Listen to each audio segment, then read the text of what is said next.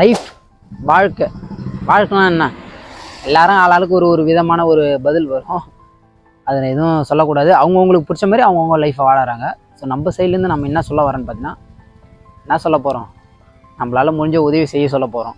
அதானே, வேறு என்ன பண்ண போகிறோம்? Life is very short, so always be happy.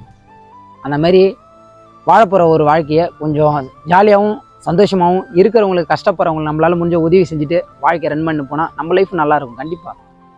ஏன் சொல்லுவாங்க, பெரியவங்களாம் நிறைய பேர் சொல்லுவாங்க, நீ ஒருத்தன் உதவி பாரு, கண்டிப்பாக உனக்கு ஒருத்தன் வந்து உதவுவான்.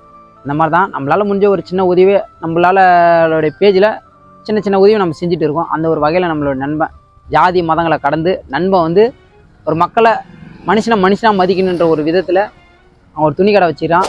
இப்போ மட்டும் இல்லை, அவன் எப்பயுமே என்னை கூட்டு வச்சு யாராவது கஷ்டப்படுறவங்க நம்ம வந்து அந்த ட்ரெஸ்ஸை கொடுக்க சொல்லுவான். அந்த ஒரு வகையில் இன்றைக்கி ஒரு 30 பேருக்கு நம்ம ஊர் பணிச்சல்ல என் சைட்லேருந்து கஷ்டப்படுறவங்களுக்கு நம்ம எடுத்துன்னு போய் அந்த ட்ரெஸ்ஸை தான் கொடுக்க போகிறோம். உங்களாலேயும் முடியும், சின்ன சின்ன உதவி செய்யுங்க. ஸோ சந்தோஷமாக இருக்கும். அப்படி இருந்தால் தான் லைஃப் ஜாலியாகவும் இருக்கும். அந்த ஒரு வகையில் இன்றைக்கி நம்ம வந்து ஒரு 30 பேருக்கு வந்து ஷர்ட்ஸ் தான் கொடுக்க போகிறோம்.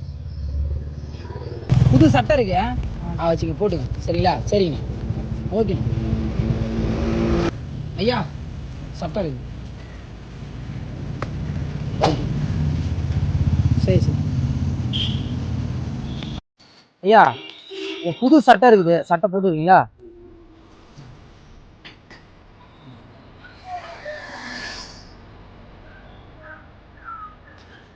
ஐயா, புது சட்டை இருக்கு, சட்டை போட்டுருக்கீங்களா? என்ன சைஸ் இருக்கும் உங்க பையன்? நான் சைஸா இருப்பானா? சரி, ஓகே, பார்த்துவான். புது சட்டை இருக்கு, சட்டை இருக்கு, புதுசா இருக்கு, சட்டை இருக்கும், நல்லதா போட்டு. சரிங்களா? சரி, பார்த்து.